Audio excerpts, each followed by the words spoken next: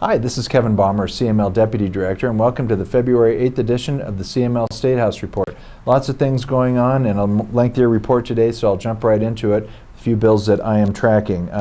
Sales tax is now fully before us with legislation introduced. Senate Bill 130 and Senate Bill 131 have just been recently introduced. Senate Bill 130, which the short title of which is Sales Tax Administration, is really amending the 2013 legislation that was passed with CML's assistance, would have dictated how sales taxes from remote sellers would have occurred had Marketplace Fairness Act passed in Congress. Well, that never happened, so the statute has just been sitting there.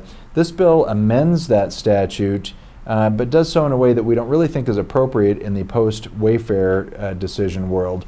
Under Marketplace Fairness, would have been state-collected sales taxes of the 71 self-collecting home rule municipalities. Under Wayfair, that is not necessary, and we think this bill is coming really not at the right time. Even the legislature's interim sales and use tax task force, of which CML participates with, along with 4 legislators, determined that cracking open House Bill 1295 from 2013 wasn't appropriate at this time. We're actually pursuing other means. So we're recommending to our policy committee next week that that we oppose Senate Bill 130. Senate Bill 131 is a little different approach, though.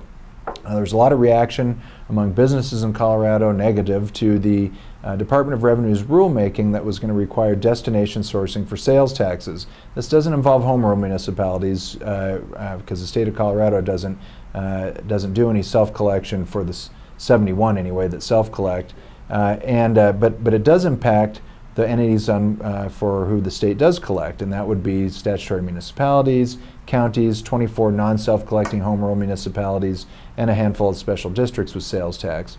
What the Department of Revenue's rules that cause so much controversy are saying is that if a business sells and delivers to another address outside of its own jurisdiction, if there are any statutory entities that the Department of Revenue collects their sales tax, that business is required to collect and remit sales taxes for each of those jurisdictions. Obviously, that created some issues. Senate Bill 131 says, okay, but anyone selling under $100,000 worth of goods would not have to remit to the other jurisdictions. They'll still have to pay their state sales tax. And this is a little bit of a quandary because while those taxes aren't getting remitted now, it would mean a reduction in what is potentially remitted to statutory municipalities and counties.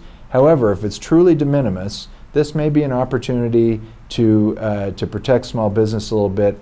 We're actually going to ask for staff discretion to support the legislation, and there are a few kinks that need to be worked out, but it seems appropriate to talk about a de minimis for in-state retailers since we are talking about it in Wayfair for remote sellers without nexus. That's sales tax. And then Senate Bill 6, which is the legislation from the interim committee that would allow the Department of Revenue or Office of Information Technology to issue an RFP for an aspirational single point of remittance for all sales taxes. That bill's moving along and should pass the House soon.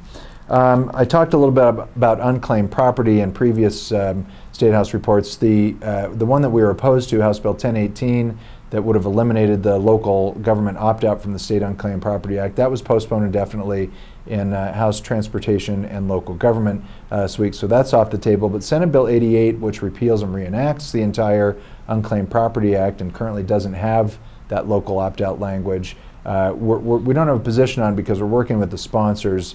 It is a uniform law, but we have to get an amendment in there to put the local opt-out into that, which so far they're amenable to. That's Senate Bill 88. Well, I talked a little bit about lemonade stands last time. Senate Bill 103 is a broad swipe at a local issue that has already been solved in Denver. However, it's very popular with legislators. There's about 50 or so that have signed on to the bill between the House and the Senate that started out last summer with dealing with a child with a lemonade stand that was told they couldn't operate their lemonade stand without a permit. Led to a lot of noise. This has happened in other parts of the country. Denver actually amended their ordinance to allow for minors with lemonade stands, yet the General Assembly is doing a little bit of a pile-on. with a bill that would exempt any miner from any type of regulation or permitting for any type of business. There's going to be a hearing on Monday. It will be probably make the TV news because there'll be lots of kids coming in to testify about how they want to be entrepreneurs and that this bill would allow them to do it. Once that noise has settled down a little bit, we want to talk to the sponsors about trying to narrow that bill to really address the issue, which again was already addressed at the City and County of Denver with the ordinance. So take note for our member municipalities, because your legislator is probably one of the co-sponsors. You might want to talk to him about this little bit of an overreach. But make no mistake, this bill is going to pass. It's just in what form it's going to look like. Employment bills are starting to come in now, have been in, and we're paying more attention to them. The first one that's on our radar screen is the Equal Pay for Equal Work Act, which is Senate Bill 85. Now, the approach is a novel one. Colorado is actually one of the only states that doesn't have our own Equal Pay for Equal Work Act that would help prevent wage discrimination based on gender. And so in Colorado, the federal law is the only law that prevails. However, the introduced version of Senate Bill 85 would be much more extreme than any other state, and certainly the federal legislation, and that's where some discussion with the sponsors will occur. The league has been participating with other private sector employer groups and trying to determine what are the appropriate things to ask for, and we'll begin those discussions with the sponsors. So we do have an oppose unless amended position on that, but again, those conversations will continue. And last but not least, House Bill 1033, which would clarify that local governments, statutory municipalities in particular, and counties can regulate nicotine products without losing the state share back of cigarette sales tax. That's moved forward. It's passed the House. It's now been introduced in the Senate, assigned to the Health and Human Services Committee.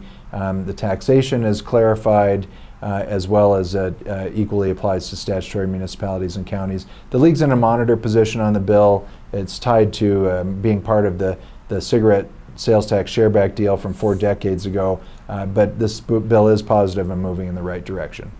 Hi, my name is Brandy DeLange. I'm a legislative and policy advocate here at the Colorado Municipal League. I have one bill to go over today. That's House Bill 1113, Protect Water Quality from Adverse Impacts from Mining.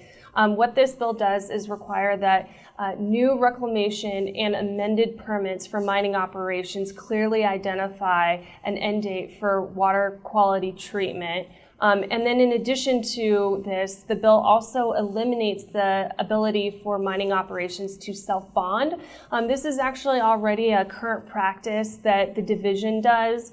And what it would do is create a codification within statute for this current practice. I should note that there is one old mine within the state that is allowed to self-bond at this point, but moving forward, no new mines will be allowed to self-bond.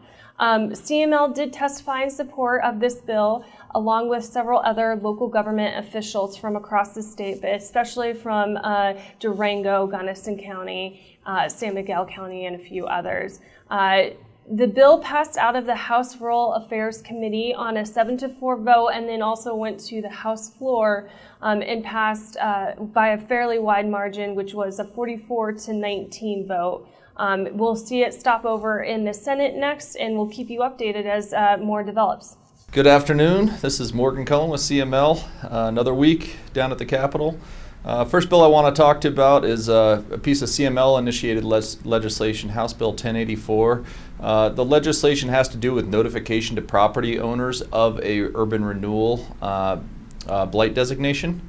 And the bill really just updates the current urban renewal statute here in Colorado to reflect a court decision that was handed down by the 10th Circuit Court of Appeals that ruled in Mac Properties and Investment versus the City of Glendale that Mac's due process had been violated because they were not properly notified about a blight designation and therefore couldn't repeal or ask for a timely review of that designation. This bill just puts it into the Colorado urban renewal statute that indeed municipalities must properly notify, and they need to do it within 7 days after after the blight designation goes into effect. A couple of other I guess issues out there. One is e-scooters. This has become an issue. It was actually not not actually even an issue during the 2018 legislative session, but during the interim, we saw e-scooters descend upon the city of Denver, and we realized there's some inconsistencies in state laws and the ability for municipalities to regulate e-scooters. Under current law, scooters are classified as toys, and therefore they're required to be on city sidewalks.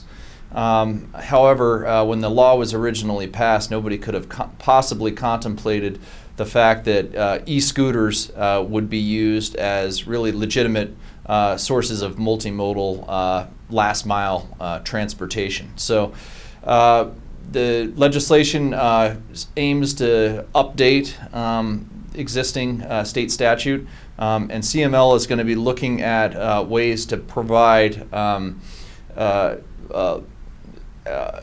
additional measures within state law to provide additional local control to regulate e-scooters in various municipalities as they see fit.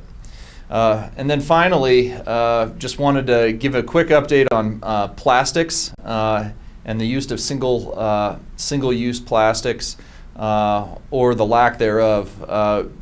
CML, there's a number of bills that have been introduced. None of them are CML-initiated legislation regarding plastics.